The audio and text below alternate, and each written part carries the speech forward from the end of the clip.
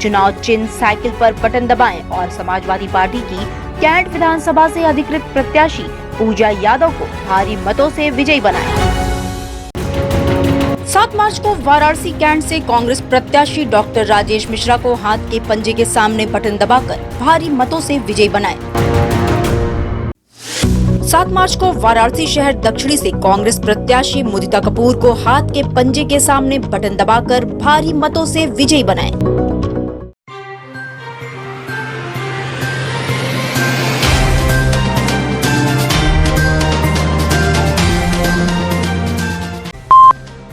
वाराणसी में गुरुवार को मिली रिपोर्ट के अनुसार 17 कोरोना मरीज मिले हैं। बीते 24 घंटे में कोरोना से किसी मरीज की मौत नहीं हुई है। गुरुवार को होम आइसोलेशन से 43 मरीज स्वस्थ हुए हैं। कोविड हॉस्पिटल से किसी मरीज को छुट्टी नहीं मिली है। वाराणसी में तीसरी लहर में अब तक 13,366 पॉजिटिव मरीज मिल चुके हैं। इनमें से 13,192 लोग स्वस्थ हो चुके हैं, जबकि एक्टिव केसों की संख्या 161 है। वाराणसी में बीती रात से चल रही ठंडी हवाओं ने मौसम के रुख को बदल दिया है। गुरुवार सुबह से बादल की अटखेलियों के बीच सूरज की लुकाछुपी ने मौसम में एक बार फिर ठंड ला दी है। वहीं सुबह छाई बदली के बाद शहर के कुछ इलाकों में हल्की बारिश के बाद मौसम पूरी तरह से बदल गया। मौसम वैज्ञानिकों की माने तो ये स्थिति पश्चिमी विक्षोभ की वजह से बनी है और अगले 2 दिनों में धूप खिल जाएगी, जिसके बाद गर्मी बढ़ना शुरू हो जाएगी।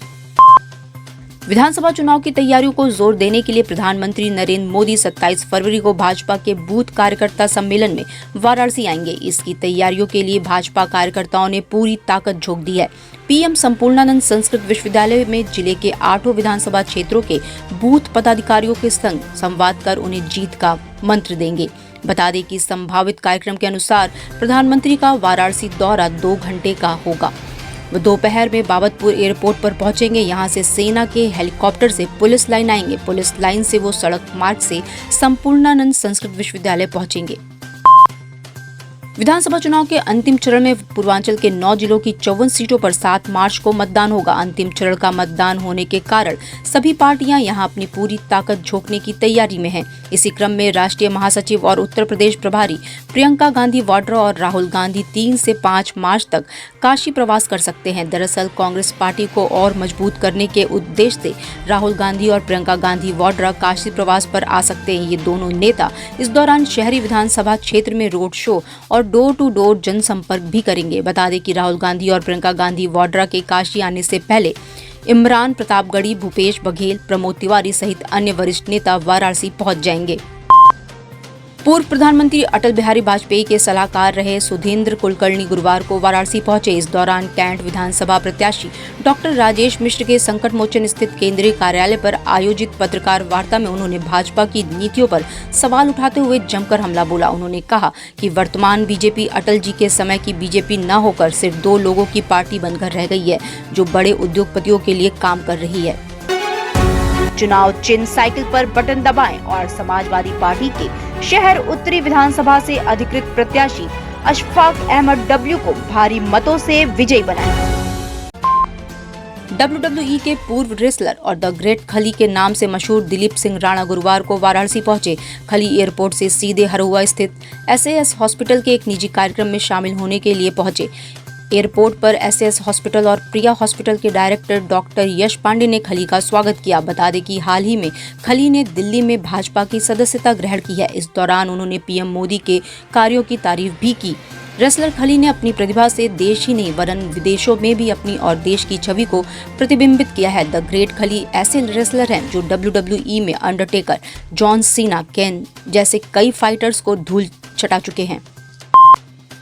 वाराणसी के मैदागिन स्थित टाउन हॉल मैदान भले ही आज मल्टी लेवल पार्किंग में बदल गया है, लेकिन यही टाउन हॉल मैदान 14 अगस्त 1947 को आजादी का ऐलान होते ही पूरा बनारस मैदागिन के टाउन हॉल मैदान से लेकर चौक गुदौलिया नई सड़क पर उमड़ पड़ा था।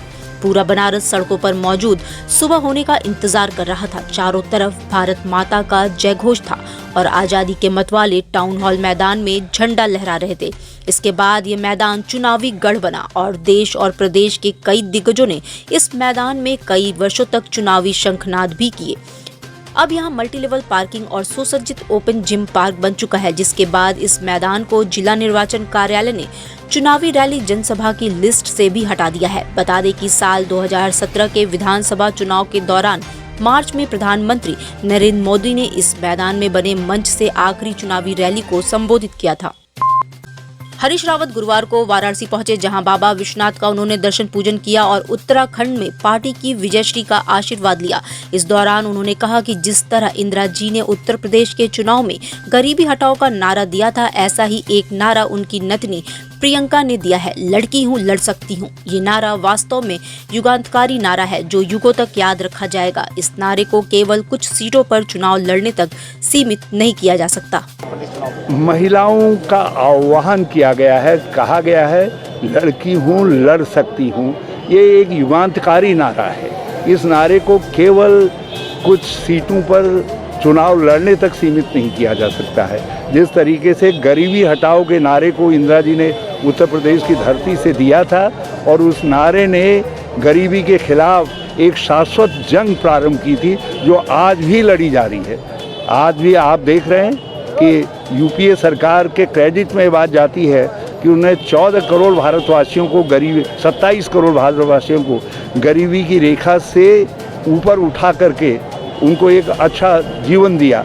और अब मोदी जी की सरकार ने 24 करोड़ भारतवासियों को और गरीबी के गर्त में धकेलने का काम किया है। तो गरीबी आज भी एक संघर्ष है और इंदिरा जी ने आह्वान किया था इसी उत्तर प्रदेश की धरती से। और मुझे फक्र है कि उनकी नातिनी ने एक युगांतकारी नारा दिया है 21वीं सदी के लिए, जो एक ऐसे नारे के रूप में काम करेगा जो महिला शक्ति को हर क्षेत्र के अंदर आगे बढ़ने के लिए प्रेरित करने का काम करेगा। लड़की हूँ लड़ सकती हूँ, आज ये हर महिला के स्वाभिमान की अभिव्यक्ति बन गया है। इसलिए इसको मैं सीटों तक सीमित करके नहीं देखता।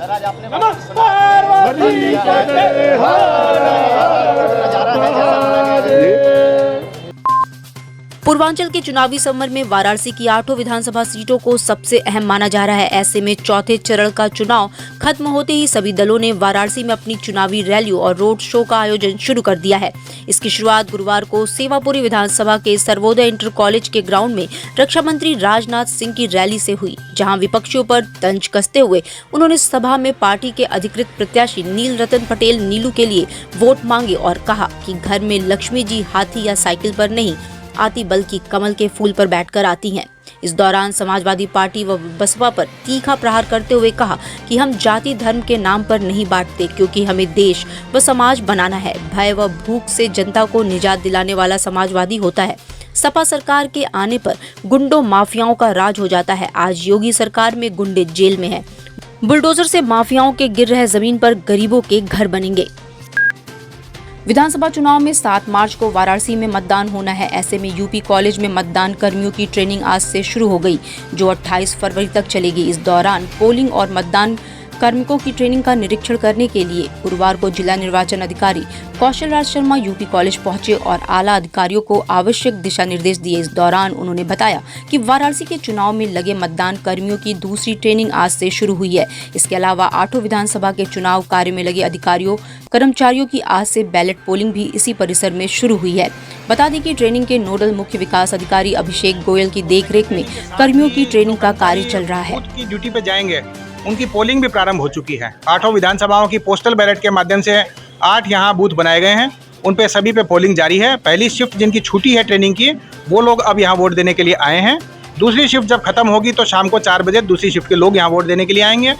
यहाँ पे हर विधानसभा के पोलिंग बूथ बनाए गए हैं।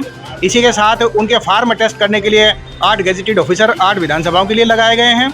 और उसके बाहर हमने एक हेल्प डेस्क भी हर विधानसभा की बनाई है, जिस पे कंप्यूटर लगा है और जिस पे वोटर लिस्ट रखी है कि किसी कर्मचारी को अपना बूथ या वोटर क्रमांक ना पता हो तो पहले उस पर ढूंढ ले, अपना फार्म भर के उसका टेस्ट करा ले, उसके बाद वोट डाल ले। तो ये सारे वोटर असिस्टेंस के लिए भी हम लोगों ने यहाँ पे सुविधाएं की है। आज थोड़ा बारिश का मौसम हो गया है तो एक हाल की बजाय इनको 8 रूम्स में भी शिफ्ट करने की हम लोग तैयारी करवा दे रहे हैं, ताकि कल से बारिश और भी आती है तो भी उसके बावजूद दिक्कत ना रहे। तो इसको और थोड़ा स्प्रेड कर दिया जाएगा। फिलहाल कर्मचारियों की पोलिंग यहाँ स्मूथली चल रही है। इसमें कर्मचारियों को स्पष्ट किया गया है कि जिनका वोट यहाँ वाराणसी में बना हुआ है, 8 विधानसभाओं में कहीं भी वो वोटर हैं तभी यहाँ पे वोट डाल पाएंगे। अगर वो किसी अन्य डिस्ट्रिक्ट के वोटर हैं तो उनका वोट यहाँ पे नहीं डलेगा। ये स्थिति भी क्लियर कर दी जा रही है। साथ ही सेकंड ट्रेनिंग में जो कर्मचारी आ रहे हैं उनको मतदान सामग्री भी वितरित की जा रही है, ताकि अब सीधे बूथ पे रवानगी के दिन 6 तारीख को सामग्री ले आएँ और अपनी अपनी पोलिंग पार्टी के साथ बूथ पे वोटिंग कराने के लिए चले जाएं। चुनाव चिन्ह झाड़ू पर बटन दबाएं। वाराणसी शहर उत्तरी विधानसभा से आम आदमी पार्टी के अधिकृत प्रत्याशी डॉक्टर आशीष जायसवाल को भारी मतों से विजयी बनाएं। डिजिटल इंडिया का digital new platform live VNS पिछले 7 वर्षों से बनारस की सेवा में। पाइए बनारस के कोने कोने की खबर निष्पक्षता के साथ। लाइव VNS से बनारस की ताज़ा तरीन खबरों के लिए प्ले स्टोर से डाउनलोड कीजिए लाइव VNS ऐप या फॉलो कीजिए लाइव VNS को सोशल मीडिया पर।